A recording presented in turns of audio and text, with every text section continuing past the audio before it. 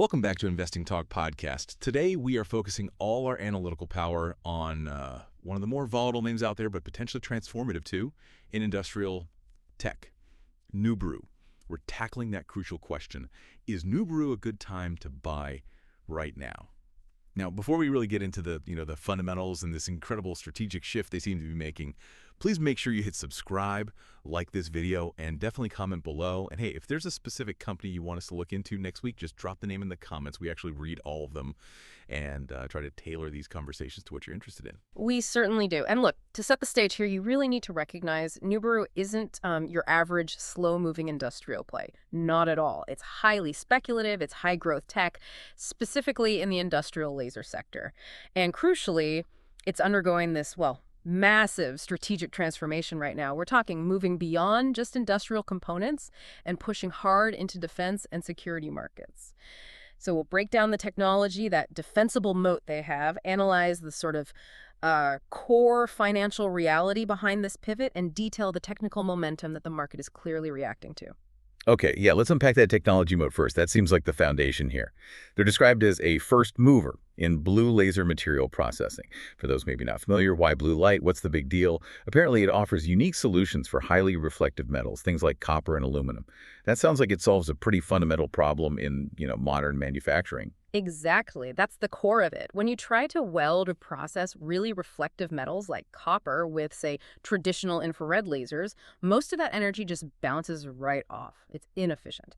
The blue light, however, gets absorbed far more effectively. And this isn't just like a small improvement. It's potentially a foundational shift in how critical components get made, especially for things like EV battery manufacturing or complex aerospace parts. And that advantage isn't just theory, it's legally protected, right? Our sources really highlighted the IP strength here, something like over 60 granted patents globally. That kind of portfolio must be crucial. It creates a pretty big barrier for competitors, basically forming that strong, defensible tech moat around their core industrial business. Right, a significant moat. But what's interesting, and you see this often, is that while the tech is powerful, the financials tell a story of, slow initial scaling. It takes time. For the full year 2024, revenues were just $0.7 million. That's tiny. And pretty typically for a deep tech startup investing heavily in R&D, they posted operating losses around $18.8 million. Okay, so world-class tech, 60 patents. But big losses, because the industrial adoption timeline is clearly slower than maybe they hoped.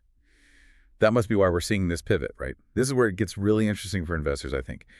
The company is undergoing this rapid, almost whiplash-inducing strategic shift into defense and security. That's the critical insight, yeah.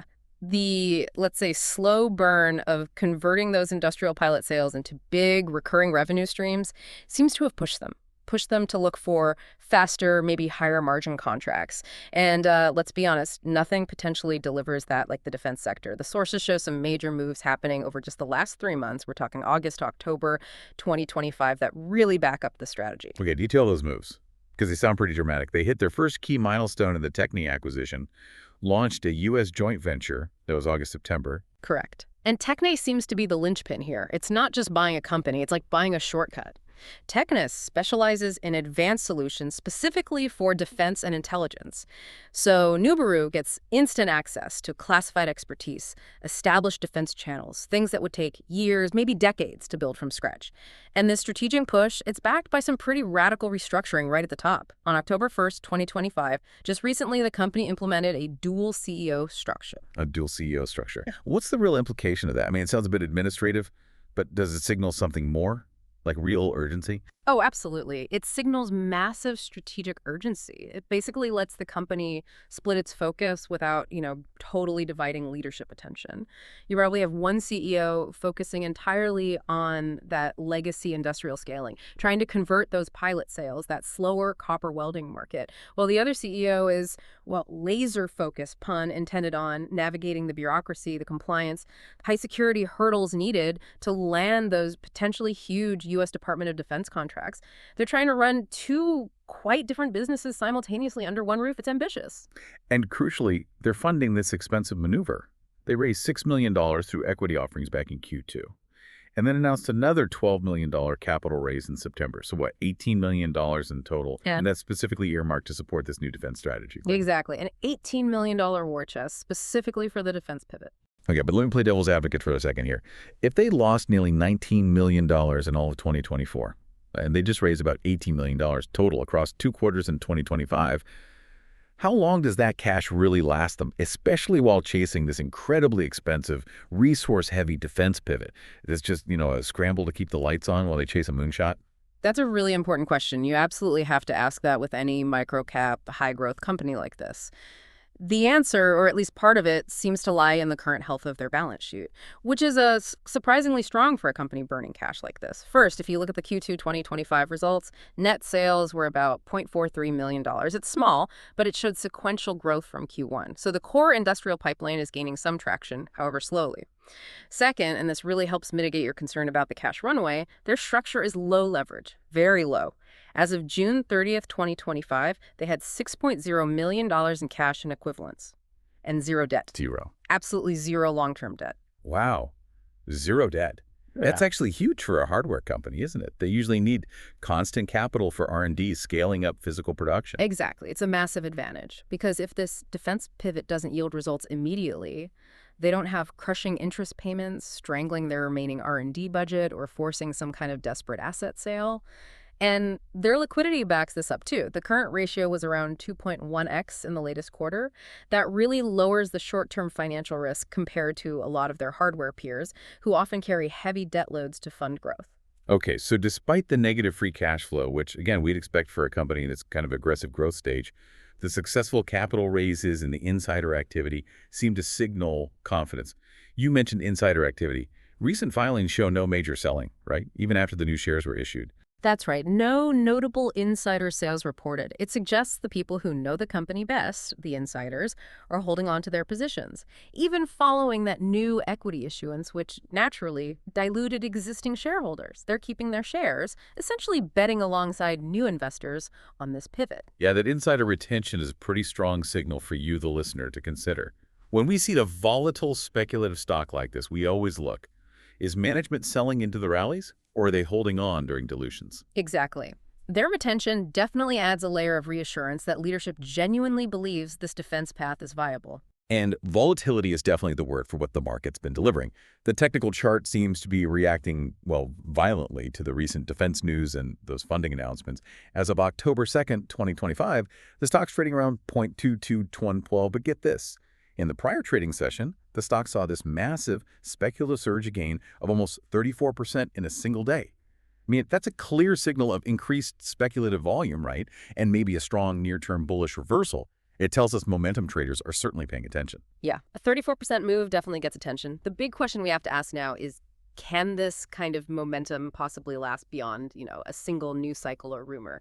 We really need to look at the key technical levels to understand the risk-reward setup here. Okay, so current main support actually lies a bit higher than the current price, around 0.301 cents. That tells you the immediate price action is pretty sensitive, pretty volatile.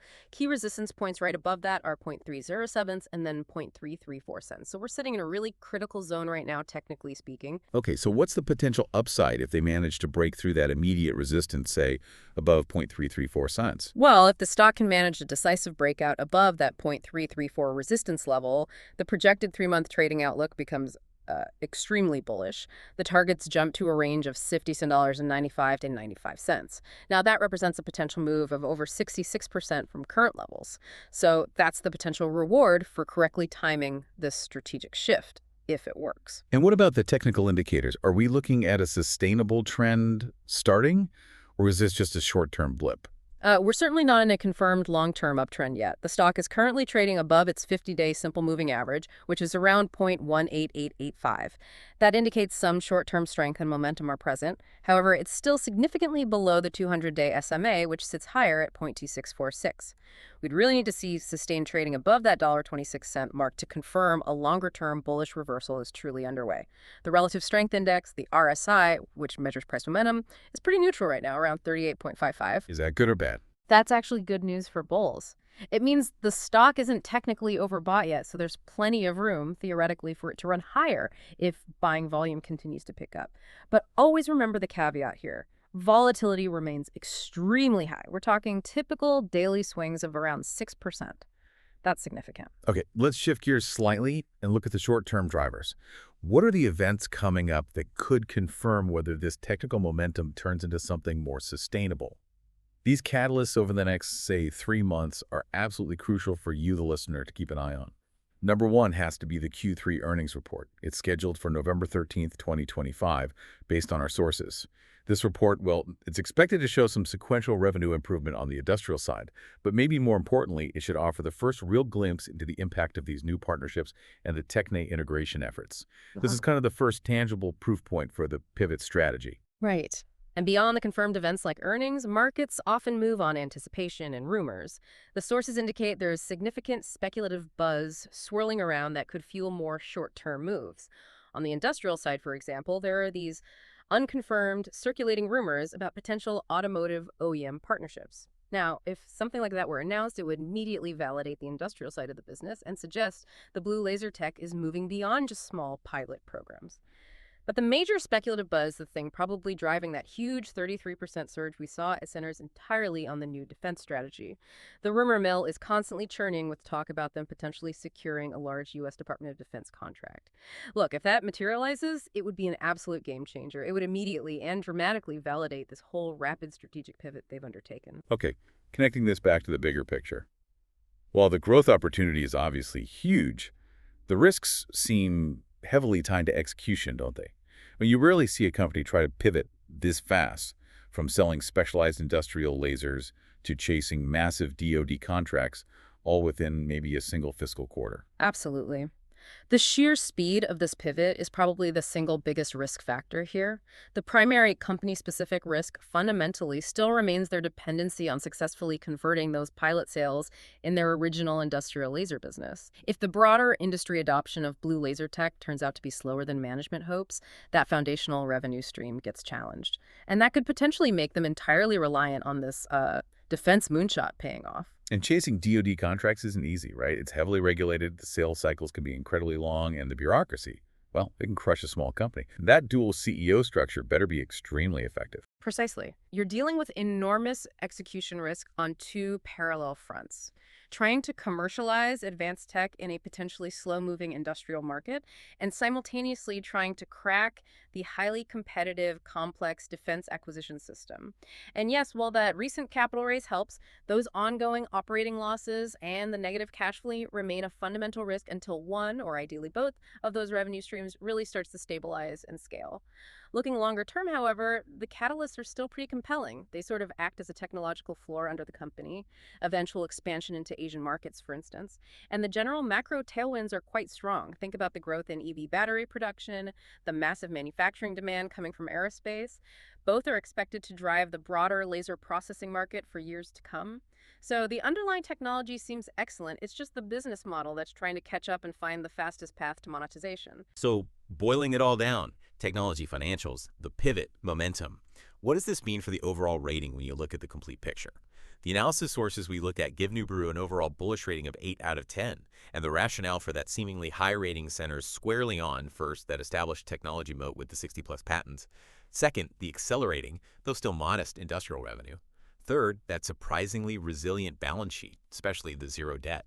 And fourth, those critical, potentially high-impact near-term catalysts we just discussed, namely the November Q3 earnings report and, of course, the lurking possibility of a major defense contract win that could justify this whole Techne acquisition and pivot strategy overnight. Yeah, and what's really fascinating here, I think, is that the success of this stock hinges entirely on balancing two incredibly difficult strategies at the same time.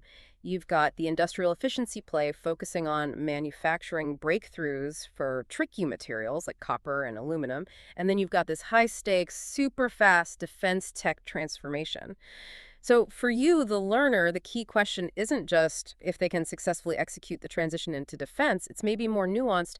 Which revenue vertical, the original slow-moving industrial side or this new highly volatile defense side, will actually prove the most difficult to successfully scale over the next 12 months?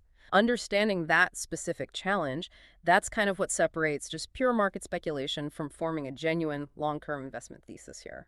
That is definitely the key question to keep front and center, especially as we head towards that November earnings report and likely more news flow around this defense push. Well, thank you for joining us for this look at Nuburu. We certainly hope this knowledge helps you on your own investment journey.